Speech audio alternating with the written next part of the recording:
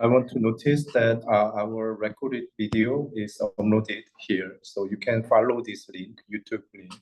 Okay.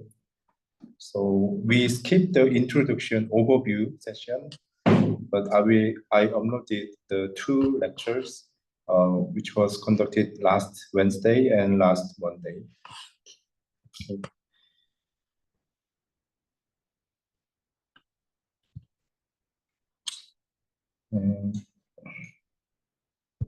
Yeah. So last class, we learned about how to train the deep learning architecture. Okay. And also, I explained about this 2D convolutional layer, and also how to constitute this convolutional layer inside the CNN network. But I think, yeah, after class, many students are asking questions, so I will briefly review this part first.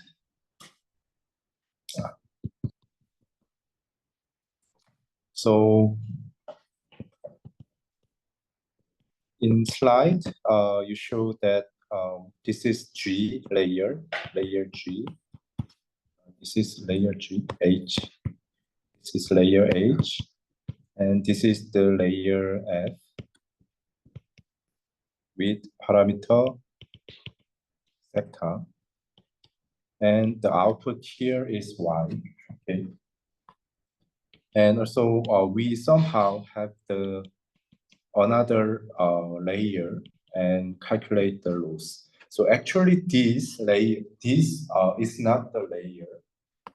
Actually here what happens is this is our final prediction, and we have to calculate the distance between, let's say this is the ground truth of our output, and this is our prediction. Then I think there are a variety of ways to calculate the distance between prediction and ground truth.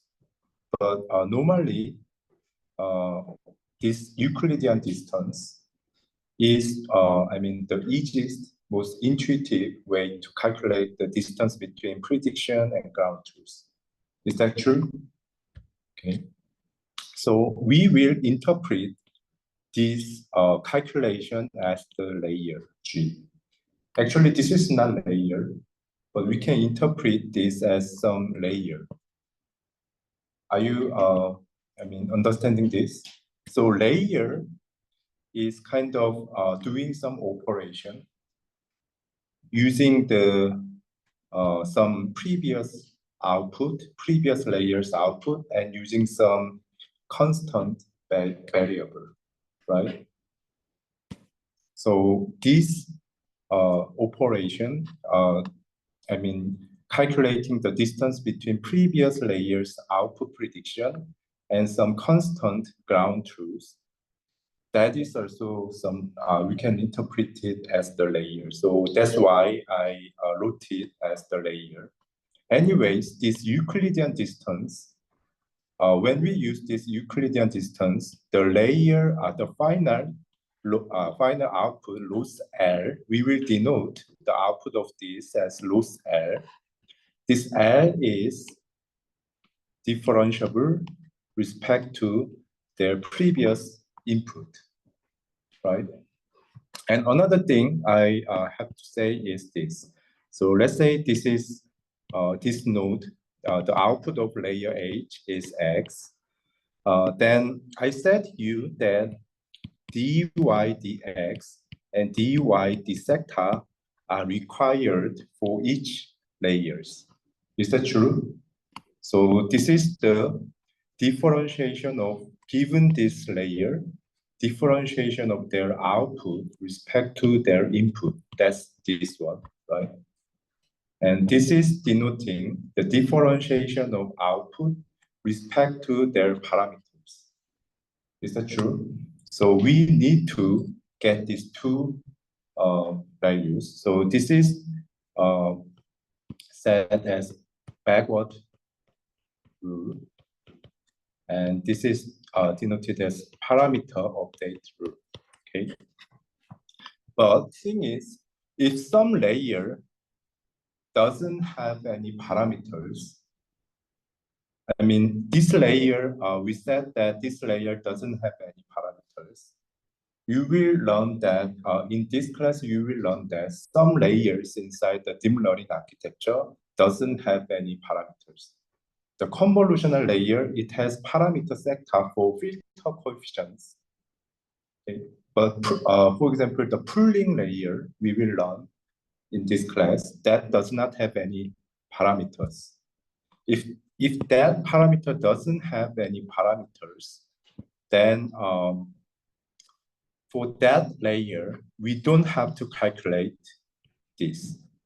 Okay, so the only thing we have to calculate is this one, the backward rule. And for layers which does not have any parameter, we don't require the parameter update rule. Okay. And same for this layer, layer G. Okay. This layer G is calculating this, and there is no parameters inside. Okay. And so this is the thing. And I will assume, because this is maybe more easier for you to understand. So let's say this layer have the parameter sector 2. I will assume this layer, in our previous example, this layer H doesn't have parameters. But let's say this layer H is also have some parameter sector 1. And this F is having parameter, and we will call that as sector 2. Okay, let's assume like this. Then the thing we need to update the parameters is this equation, right? We learned this last class, okay? So from the old parameter, which was initially randomly initialized, we need to calculate this, okay? And then update that for that direction by multiplying very small amount of scalar, okay? And then we can update our parameters gradually, okay? That is happened during the training.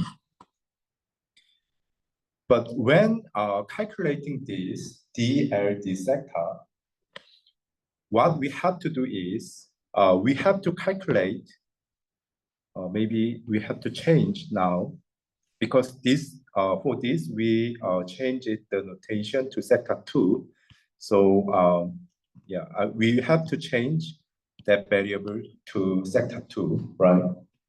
And for this layer, did that have a parameter sector 1? So we have to calculate these two values. The differentiation of this layer's output respect to its input, that is this one. This is backward rule, right? And another thing is the differentiation of output respect to their parameter sector 1, okay? So we need these two values for this layer. Is that correct? And also for this layer, G, we don't have any parameter, right? So the thing we need is only this value, the differentiation of output respect to their input, okay? If we are given these three set of gradient, actually we can calculate this value for every parameter sector 1 and sector 2. Okay, by the chain rule. Okay, I will show you. So actually the thing we have to calculate is,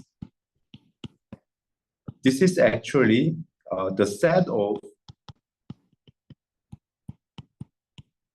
this, okay? Right? So actually this sector is denoting the combination of sector 1 and sector 2, right?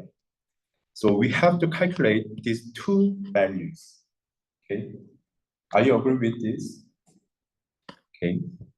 And how to calculate DL, the sector 1 would be, we first need dl dy.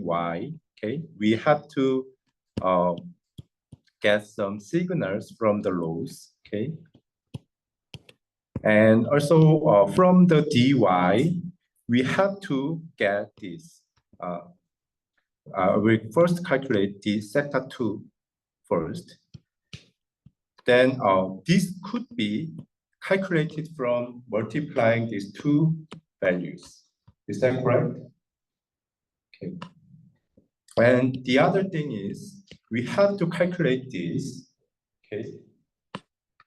And first we need this, right? So we have to get some signals from the laws. And also sector 1 is parameters in this layer, right? And have to also propagate some signals through this layer F. And that is actually backward loop of this layer, okay? And then we can calculate using this. This multiplication becomes DLD sector 1. Is that true? Okay. So actually, for calculating DLD sector for every parameters in layers inside the deep learning architecture, we need these two gradients. Okay. So, I mean, when calculating earlier layers parameter differentiation, we need to propagate signals from the back layers. Is that true? So multiplying backward rules for this layer and multiplying backward rules of this layer and multiply the parameter update rule of this layer. Okay, when calculating the DLD sector for this layer, right? And for that, we need these two gradient values. And then we can calculate DLD sector for every parameter. We can do that actually if our layers inside layers in the large deep architectures are all differentiable, then we can calculate DLD sector for every layer. Okay, and then using their initial value by multiplying some small scalar to that value, we can update. Okay, right? So that's why I mentioned differentiability is roughly equivalent to the learnability. Okay, are you understanding this? So this is the way to learn the parameters of the deep architecture. This could be achieved when we can calculate this. And for calculating this, we need these two gradient value for every layers. Exceptionally for layers which does not have any parameters, we can skip it, right? Yeah, but anyways, in general, we can say we need these two gradient for every layers, okay? That means every layer inside the deep architecture have to be differentiable, okay? So this is very important, okay? And actually differentiability means the final laws have to be parameterized by the sector parameter sector. Okay. Because of that, because L is parameterized by parameter sector, we can calculate this. Okay. And then we can update our parameters by using this rule. Okay, actually, this is the algorithm called as gradient descent. Okay. This is called as gradient descent because, let's say, this is L of sector and this is sector. We don't know exactly what loss function is looks like, but usually we say it like drawing this kind of curve. And doing this is actually can be interpreted like this. So initially, let's assume this was the initial sector that was randomly initialized, okay? Then calculating this is actually finding the gradient at this point, okay? And actually this gradient, the slope of this straight line is actually the gradient, okay? But this is denoting actually this direction, not this direction. Are you agree with this?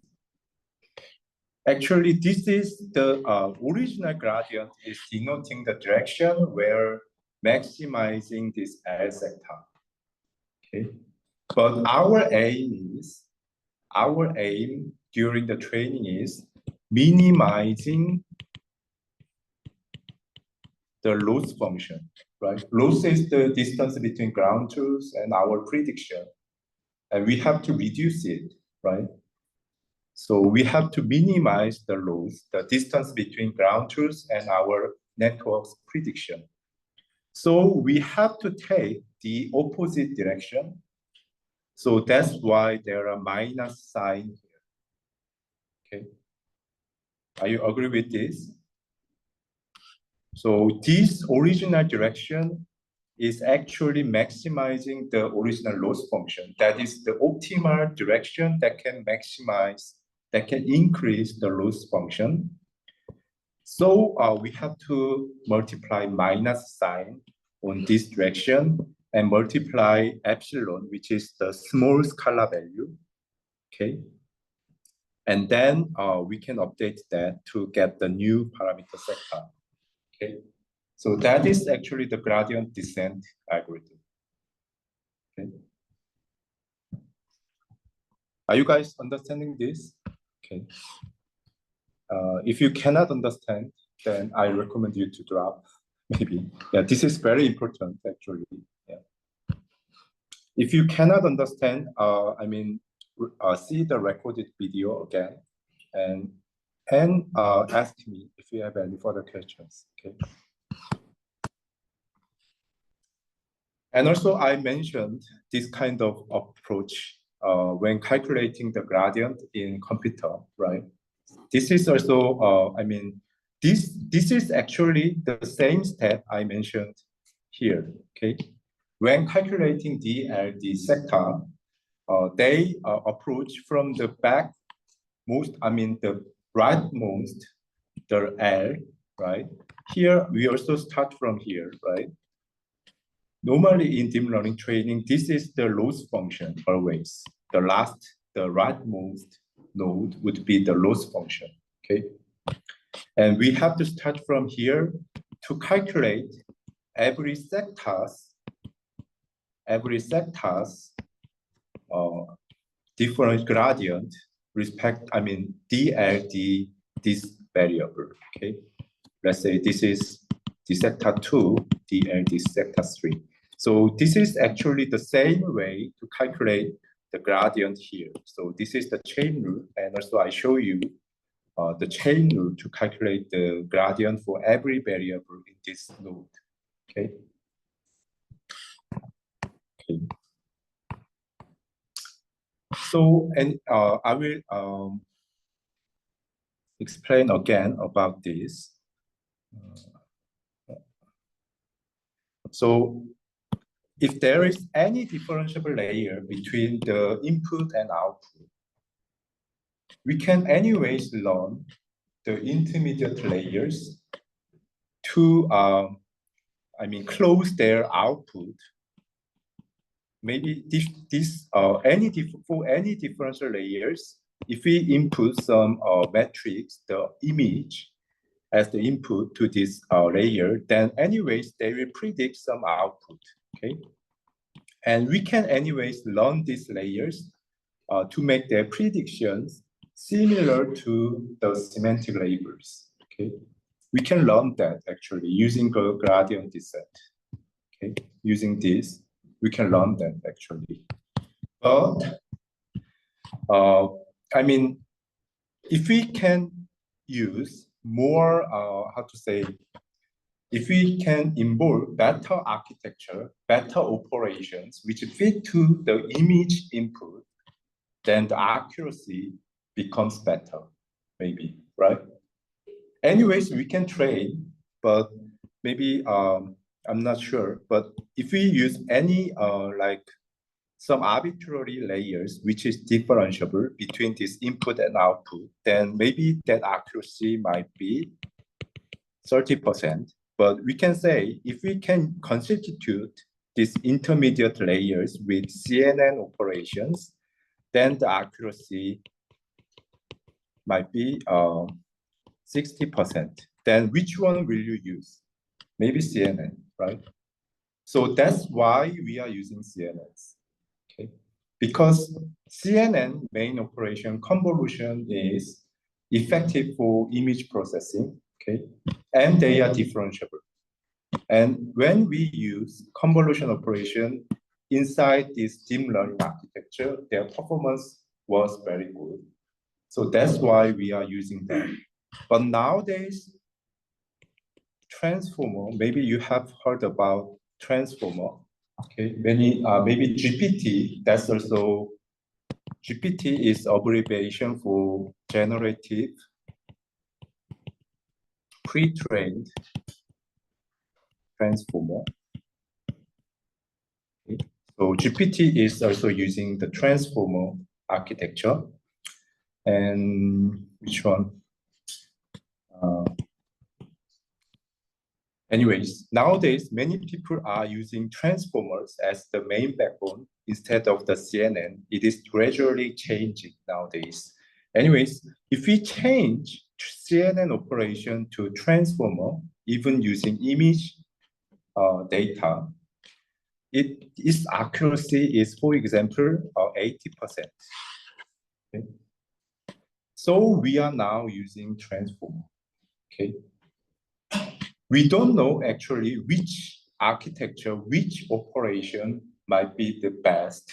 We cannot kind of find that using the mathematical way. But if we use some operation which is differentiable and experiment, try training on this data and see the accuracy, when see the accuracy, we can say this operation is better than this, okay? And nowadays, transformer is the best, actually the best operation we found for constituting these deep learning architectures. Okay? But CNN is also widely used still because they are a bit more faster than transformer and also getting reasonably good performance. So in many applications, we are still using CNNs, but transformer may, gradually changing this trend maybe afterwards. Okay. Okay. Anyways, we have to learn CNN. Okay. This is the early paradigm for the deep learning architecture. So I think in this lecture, I think we had to learn CNNs actually. And you can see many layers here actually. So this is the image data, and this is the final output, which denote the probability for n classes. Okay. In image classification, we are dealing with image classification now. And in here, given image data, we have to reveal one specific class which best fit to this input image. Okay, that's the image classification. And at the last, we are assuming that there are n classes, and we calculate n-dimensional vector which denote the probability for n classes. Okay. So here, the final dimension is n-dimensional vector, and this is some width by height by 3-channeled array. Okay, and in between that, we can use any differentiable layers, but we will use the convolutional operation at early stage. And then, as I mentioned in previous lecture, the convolutional layers tend to reduce the dimension of the 2D signals. Okay, actually gradually reducing their dimension, and eventually it makes it to one-dimensional signal. Okay, and after that, we use actually the how to say, this is have multiple names, the linear operation, or you can also say it like MLP, or fully connected layer. Okay, this is the layer which does this kind of operation, multiplying some weight to previous layers output and add some bias, which bias means some one-dimensional vector. And this is also some array. So we multiply some array to previous layers output and add some constant value. Okay, so this is actually the linear operation, which can be denoted as straight line in the graph. Okay. Anyways, this is the operation that can deal with one-dimensional vector. So we somehow transform the reduced one-dimensional vector to map it to the probability for n classes. Okay, and this probability is also the one-dimensional vector, right?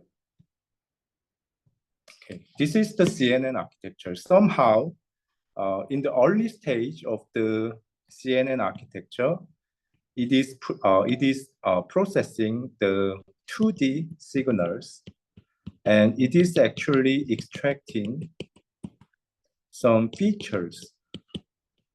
Okay, so if you visualize intermediate responses of these convolutional layers, you can actually visualize it. Then it shows some the responses that capture some part of this object. Okay, so we computer vision researchers interpret the first early convolutional layers as the feature extraction layers. Okay, and the later part, the fully connected layers, that processes the one-dimensional signals. That is kind of, we interpret that as the classifier part in classical machine learning pipeline. Okay, so I already mentioned this in previous lecture. So the merit of deep learning is they can automatically learn the input to the output signal, right? But the earlier part of the deep architectures that roles as the feature extractor, and the later part that role as the classifier. Okay. So are you guys following this? Okay. And I also explained this 2D convolutional operation. And there are also some hyperparameters like the stride and zero padding. That's kind of trick to control the dimension of the signal. Okay, but most important thing you have to feel this is they are composed of this kind of operation to calculate the output from the input, combining the filter coefficients, which is actually the sector we have to learn. So the output is differentiable to respect to input pixels and also the filter coefficient sector. So we can embed it during the, inside the deep architectures to train these filter coefficients. And also, I told you that this 2D convolution is also some basic operations of this convolutional layer. Okay, And convolutional layer, what exactly this convolutional layer is doing is this. So this is anyways the input signal. Okay. So you can think of this as the each channel of the image at the earliest layers. Okay, so normally in the RGB, we have RGB 3 channel in original input image, right? So this is R channel, G channel, B channel. You can think like that. Okay, they have the same dimensional signal, and actually we apply different filter corner. This we have different filter corner to map it to some output response. And then we actually pixel wisely add them to get this. Okay. And this operation is all differentiable, right? So can be used in the deep architecture. And for second output, we do same thing with different filter corners and add them together to get the second channel of the output. Okay. And do same for third output and do same for nth output channel. Okay. And using this n output channel, we can also do second convolution operation. Okay. For each channel, we have applied different filter corner and add them to get our first channel output, right? Okay, and do same thing for generating some n2 dimensional n2 channels. Okay, actually we can control the number of channels. Okay, also this dimension for adjusting the output size, we can control it using stripe and padding as well. Okay, right. Okay, so I mean when designing CNN architecture, this kind of architecture, you have to actually calculate the dimension of the input and output to make it as the 1D signal after a few round of convolution operation. And then you have to manage it to fit to this n-class dimension, n-dimensional probability vector. Okay? So when designing the CNN architecture, you have to think about that carefully.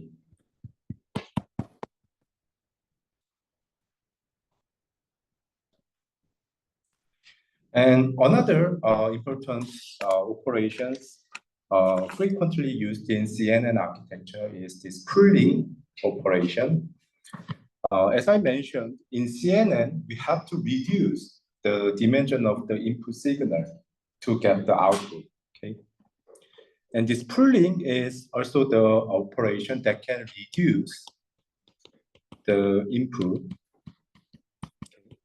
So normally we do 2x2 pooling, 2x2 or 3x3 pooling, and I will show you how what this means.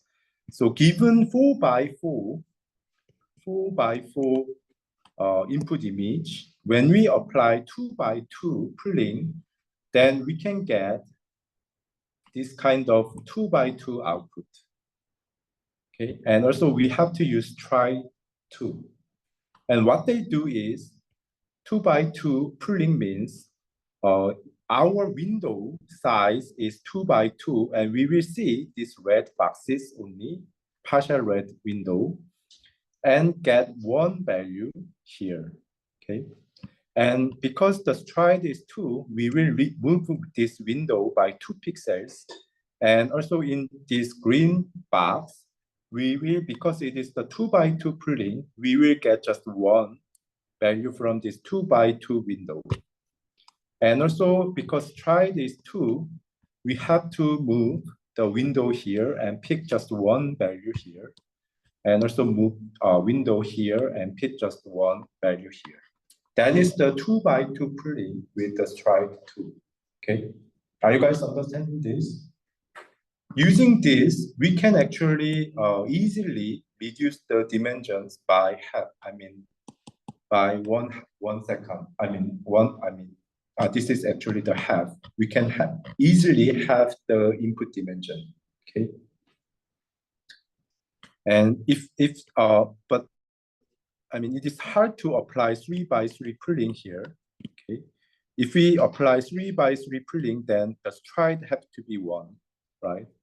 To get this 2x2 dimension. So anyways, when designing this, which pooling hyperparameters we will use is decided based on the input and output dimension. We carefully design that, okay? Anyways, this is the pooling operation. And also you have to notice that this operation is also differentiable, okay? Choosing just one value is equivalent to multiplying 0 to this value and multiplying 1 for one picked values, okay? So this pooling is also interpreted as the differentiable layer, okay? Can be used in deep learning architecture. And there's actually frequently used operation, I mean, the max pooling and average pooling. This is, I mean, the two representative pooling methods. Given this window, which value will be picked? If we pick the maximum value among these values, that is called as the max pooling. Okay? And if we pick the average value for these 4 pixels, then that is called as the average pooling. Okay? I mean, for max pooling, we will multiply 0 for these 3 and multiply 1 for this, only for these, right? And for average pooling, we will multiply 1/4 for every 4 pixels and add them. Okay, so actually they are also differentiable. Okay, so this is the 2 examples of the pooling operation, and they are actually reducing the dimension.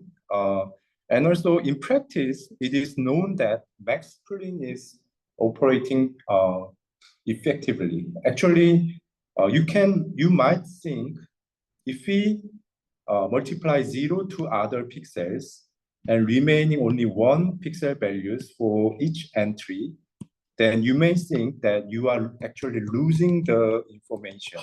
Okay, maybe, yeah.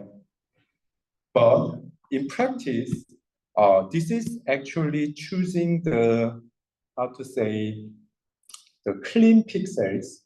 I mean, if inside the deep architectures, the, how to say, the responses are kind of blurred. Okay, so, but if we can choose the maximum values, it has some effect that choose the, I mean, clean signal. Okay, so in practice, max pooling is known to work well, but also average pooling is also, I mean, frequently used because they are also containing all the information from the previous layer. So anyways, these two are frequently used, but sometimes people think max pooling is, some wonder why max pooling works good, but because they are seemingly losing some information, but inside deep learning, sometimes it is better to cleaning the, I mean, the pixel values, not, I mean, removing the effect from nearest signals. So in maybe because of that, max pooling works in practice good during the training. Okay, and another important layers the CNN has is the activation layer. Okay. So this convolutional layer and pooling layer and this activation layer, they are 3 frequently used layers inside the CNN architecture. Okay. I don't have slides for that, but I will first explain why these activation layers are necessary.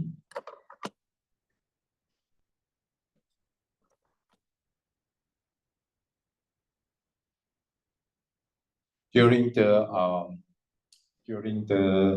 deep learning. So maybe I have that in our next lecture slide, but I will maybe I can find it. Sorry.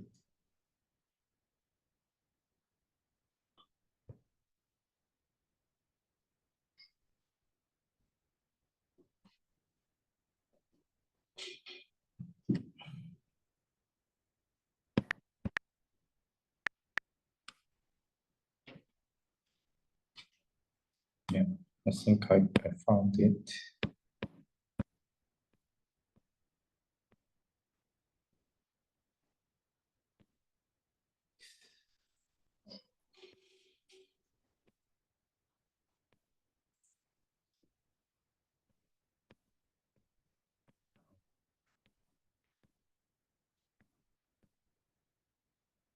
Okay. So this is the slide for next class, but I will show you. Actually, we need this sigma value is actually denoting the activation layers.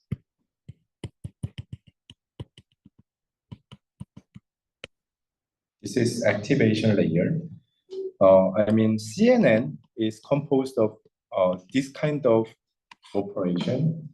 And if you do not, I mean, have some power for the input variables, without using this kind of power and using only this plus and multiplication, your output signal for each layer composed of this kind of multiplication without this power would be linear.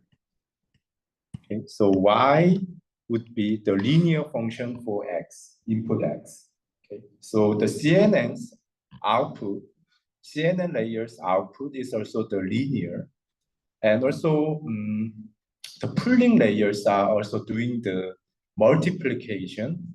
So they are also linear layer. I mean, when stack multiple layers, I said you, that can gradually representing the nonlinear mapping.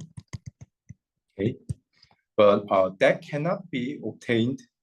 For free. We have to use this kind of activation layers in between the linear operation to give this whole deep learning architecture have the nonlinear characteristic. For example, I will show you, this is the linear operation.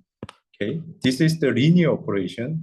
For the input x, this can be denoted like this. So this is actually the linear layer, which process the 1D signal. This is actually same as the fully connected layer I mentioned to you in previous slide. And this is denoted as applying sigma.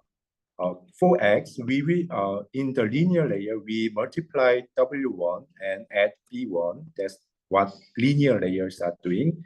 And then apply sigma function. And then apply linear operation for multiplying W2 and add B2. And then we apply sigma after that. And then we apply linear again. That's this part. And then we apply sigma. And then y is output. Okay, so this figure is denoting what this formula is doing. Okay, and let's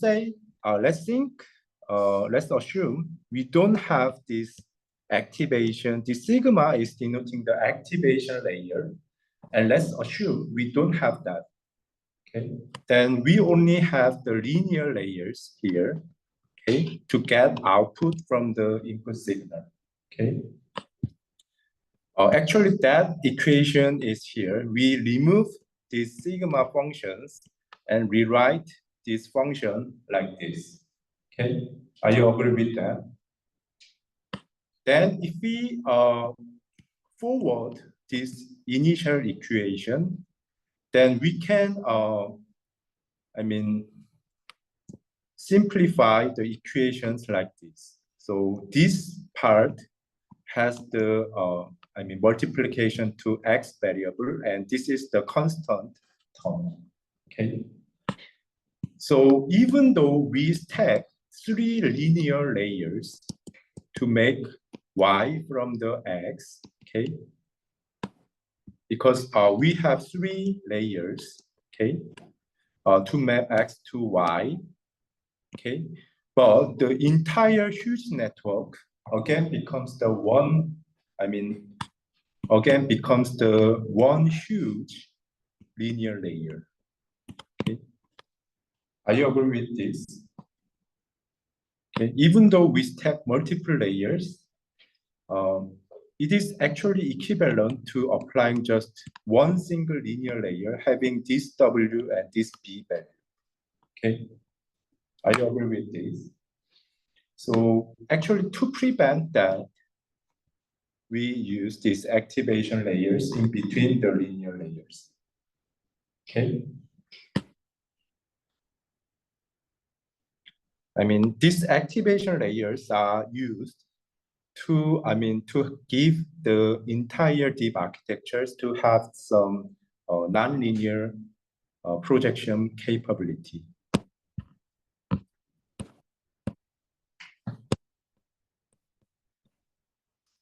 Okay, so this is the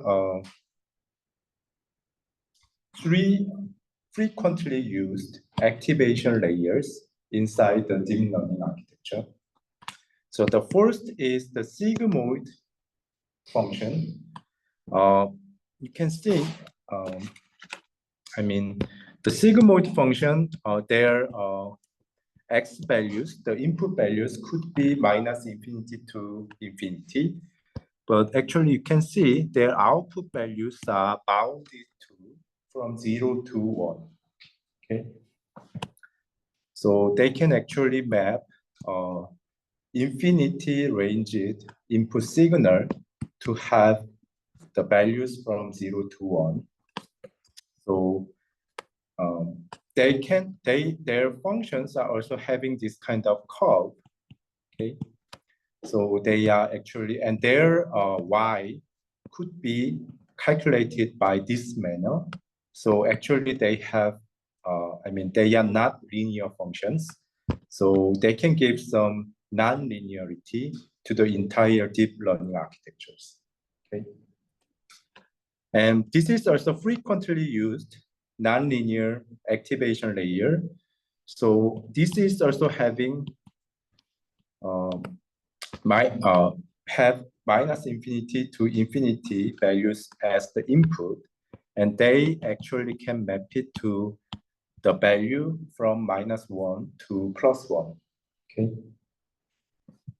and their functions are actually looks like this. Okay, and they actually this is the tangent hyperbolic function. Okay? So this is also frequently used nonlinear layer or activation layers used in deep architectures.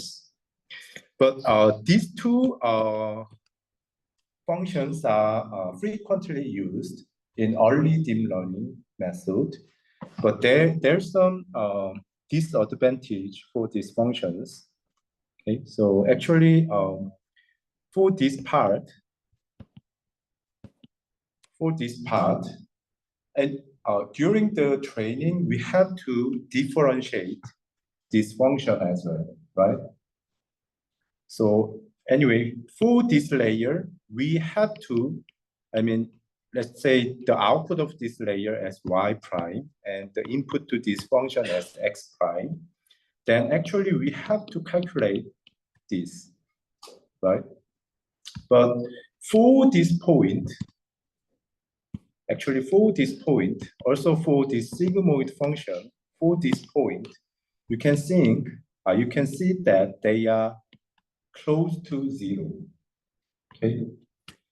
So sometimes the input values are too large or their values are too small the gradient value of the sigmoid or tangent hyperbolic, they are close to 0, and sometimes computer cannot represent this value properly and regard this just as 0.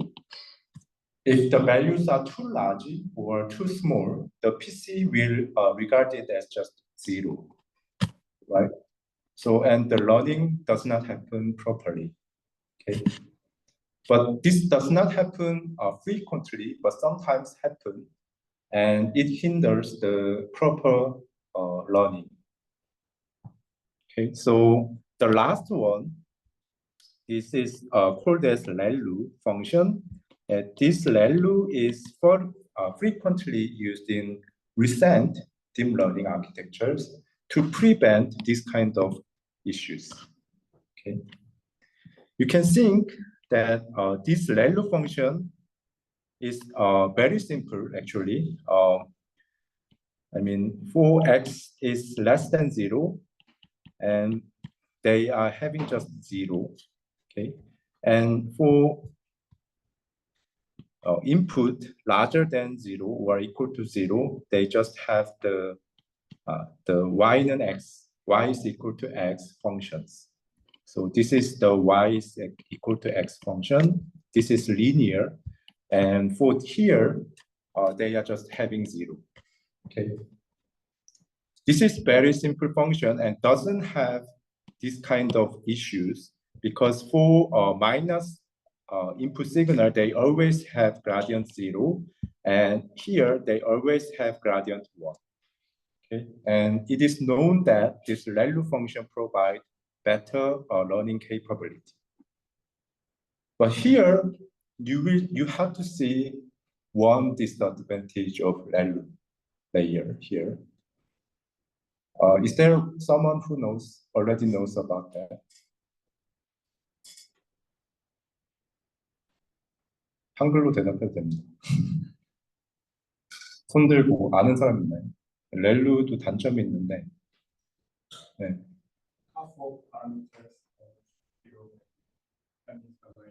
Yeah, that's also correct. But I mean, this is more critical. I mean, deep learning architectures have to involve differentiable function. But is this function differentiable for every, for every x value? Where it is not differentiable? 0. But why this could be used in deep learning architecture? How do you think?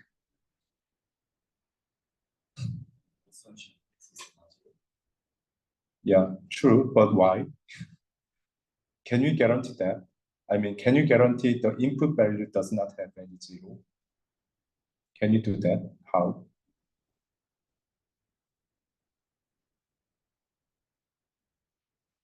So ReLU actually, if the input value has 0, then it is not differentiable, right? So it cannot be used if the input value is exactly 0, right? But a thing is, it is hard to get exact 0 when implementing the deep learning architecture. It is one particular point, right? 0 is one particular point for this infinite range input signal, right? So it is very hard to get this exact 0. Okay, so I mean, we can get very small signals like this in PC, right? Mostly we have this kind of very small signals when implementing the deep learning architecture, but the responses of previous layer does not become exact 0 frequently. So that's why we are using these ReLU functions, okay, during the deep architectures. Anyways, that's the activation layer. So this activation, pooling, and convolutional layer, they are frequently used. I mean, 3 representative operation or the layers in the CNN architecture. So this is again the CNN architecture I showed you before, right? So this architecture assumes that the input is 28 by 28, have the width of 28, height of 28, and have just one channel. Okay, this is the grayscale image. And also they are outputting 10-dimensional vector.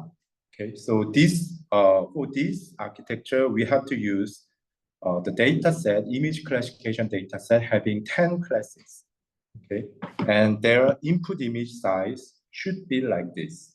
Okay, and they apply first the convolutional operations. And yeah, the first convolutional operation, they have 32 channels as the output. Okay, and second, we have to somehow reduce their dimension, but retain the channel size. And also for this operation, we have to double the channel size and retain the input and output dimension. Okay. And again, here we have to reduce them to 7 by 7 and retain the channel size. We can actually control this thing, okay, by properly adjust the hyperparameters of convolution and involving proper pooling layers, okay. And normally we involve here one round of CNN and pooling and activation layers, and also here, here, here. Okay. And after here, we flatten. Actually, this is reduced 2D signals. Okay, but I mean, compared to this 28 by 28, the 7 by 7 is anyways the reduced 2D signal.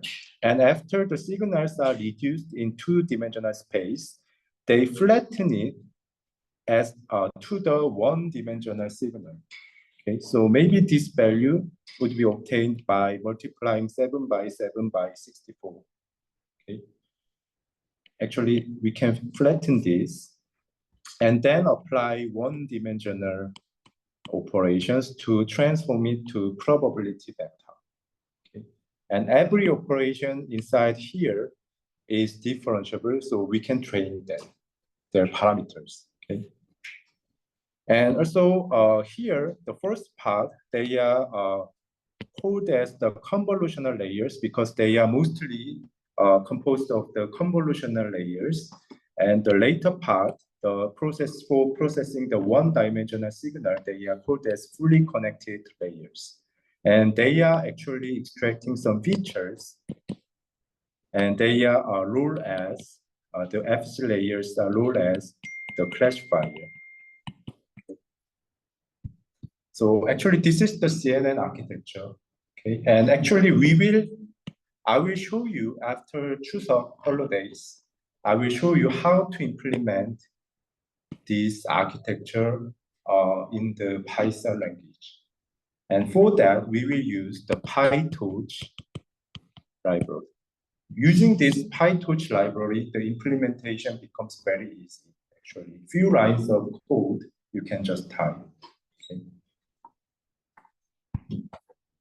And for this semantic part, I will cover it to subsequent chapters. So I will skip that, and maybe next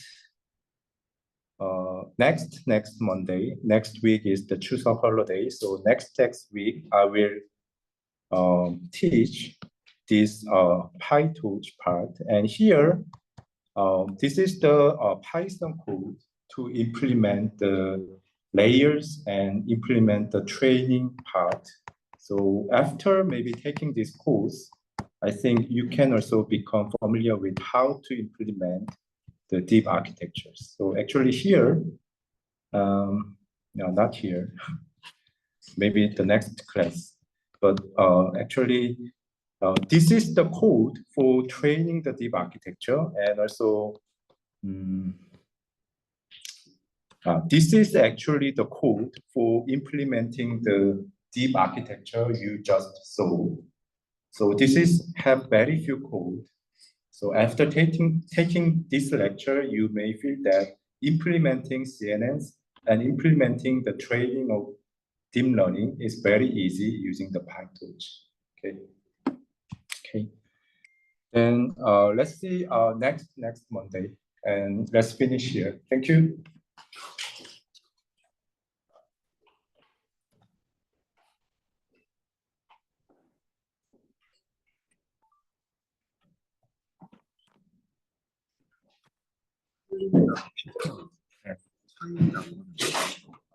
필터는 이렇게 곱해서 더하는 거잖아요.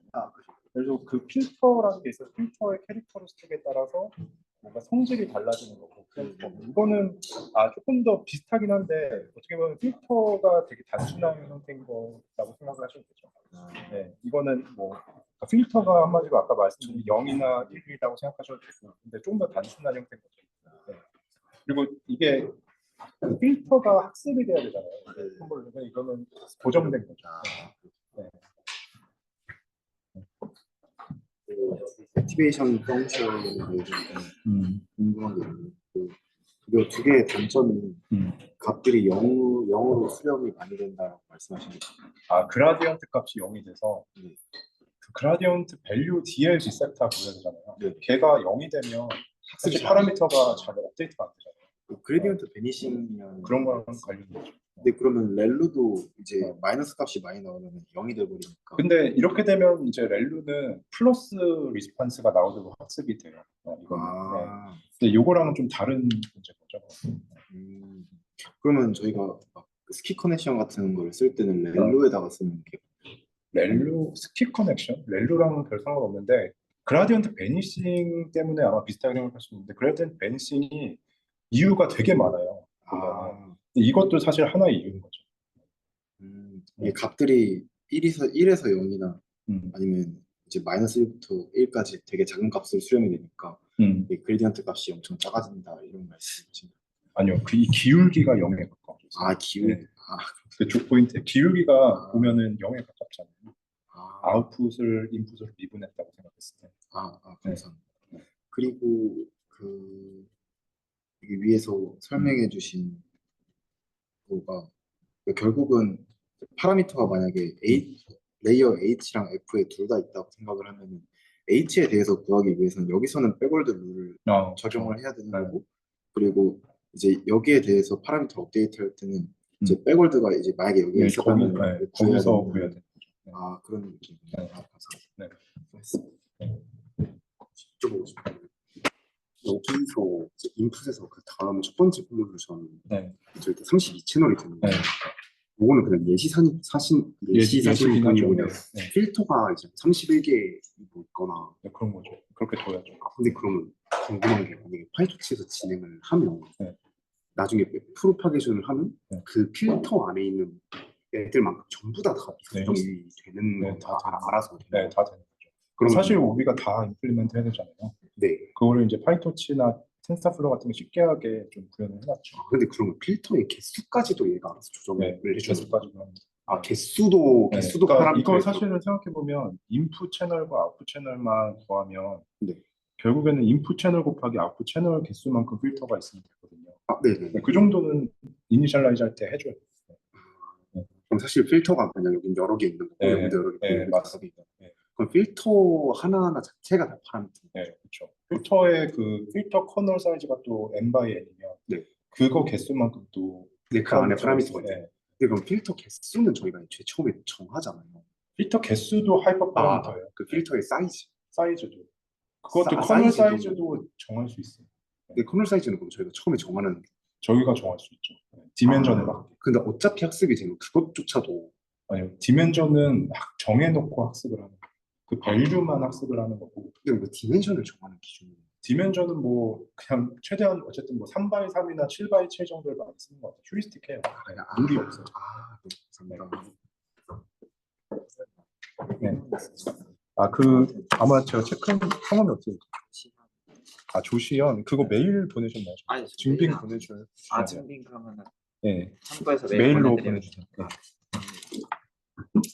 방금 조이 말씀 여쭤본 거랑 비슷한 건데 요 여기도 파라미터, 그러니까 이 파라미터들을 하나의 그냥 매트릭스라고 보면 이거 세타 1이라고 뭐 여기가 세타 2고 여기가 세타 네, 3여서 맞습니다. 1, 2, 3를 다 알아서 그냥 네, 계산을 하는 거죠. 그럼 여기는 앞에서 컨볼루션 레이어에서 얘기했던 대로 그냥 28 바이 28 바이 1 바이 32 네, 이 정도. 맞습니다.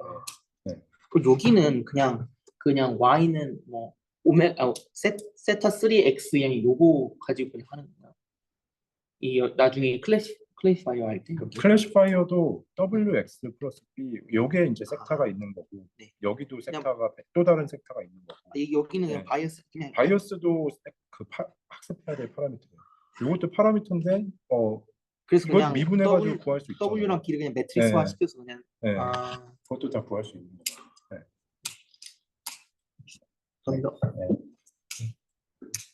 궁금한 게 있는데 그 러닝 레이트이 보통 굉장히 작은 값을 네, 그거 뒤에 이제 설명을 좀 드릴 건데요. 네, 그거에 따라서 네, 수렴이 될 수도 있고 안 될 수도 있어요. 너무 큰 값을 하거나 너무 작은 값을 하면 잘 수렴이 안 돼요.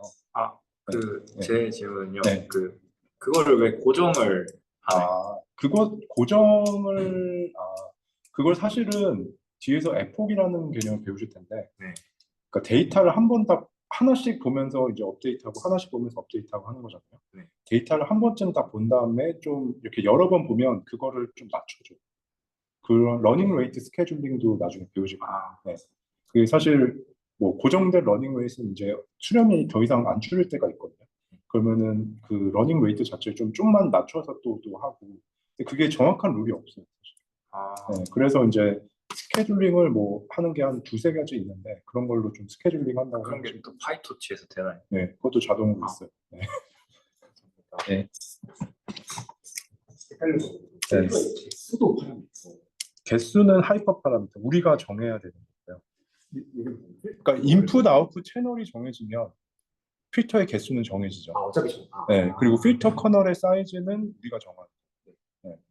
근데 그러면 필터에 그러면 하나 있다. 각각의 하나 있는 거죠. 쭉 들어. 네, 이해했습니다. 예. 네.